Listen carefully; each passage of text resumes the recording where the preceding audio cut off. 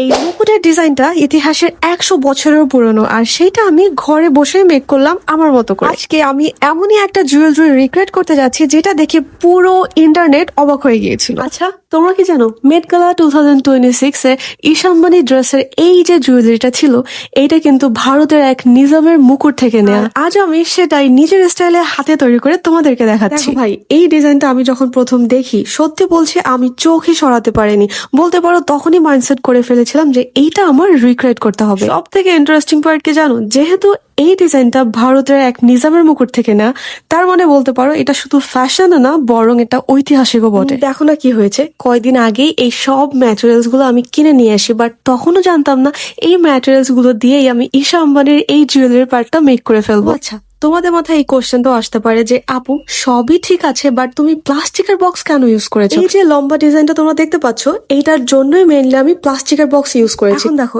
এইটার জায়গায় যদি নর্মাল কোনো প্লাস্টিক হইতো, অবশ্যই এই জিনিসটা মুভ করতো, আর যেইটার ফাইনাল ফিনিশিং একটু ভালো আসতো না। নিজাম তো এটা মুকুট ইউজ করেছে, আর ঈশা আম্বানি ব্লাউজ ইউজ করেছে, বাট আমি কোথায় ইউজ করব? ভাই ওয়েট, আমার উপরে একটু বিশ্বাস রাখো, আমি তোমাদেরকে এই ডিজাইনটা দিয়ে এমনই কিছু মেক করে দেখাবো যেটা তোমরা ইজিলি ক্যারি করতে পারবা, তাও একদম নর্মাল ভাবে। দেখো, এইটার সব থেকে চ্যালেঞ্জিং পার্ট ছিল এইটার ডিটেইলিং, কারণ এইটার যে আসল ডিজাইন ছিল তার মধ্যে অনেক সূক্ষ্ম কাজ ছিল, আর আমি ধীরে ধীরে প্রত্যেকটা স্টোন খুবই নিখুঁত ভাবে সেট করেছি। এই পার্টটা দেখে তোমরা বুঝেই গিয়েছো যে আমি আসলে কি মেক করতে যাচ্ছি। হ্যাঁ ভাই, তোমরা ঠিকই ধরেছো, এটা দিয়ে আমি একটা লং নেক পিস মেক করতে যাচ্ছি, আর তার সাথে ম্যাচিং একটা ফিঙ্গার রিং। আরো ভালো হতো এটার সাথে যদি ম্যাচিং একটা ইয়াররিং আমি বানিয়ে নিতাম, বাট ব্যাপার না, পরে কখনো বানিয়ে নিব। সত্যি বলতে এই ধরনের ডিজাইন বানাতে অনেক পেশেন্স লাগে, বাট যখন ফাইনাল লুকটা সামনে আসে সব কষ্ট দূর হয়ে যায়।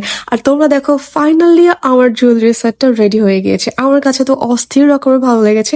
তোমাদের কাছে কেমন লেগেছে?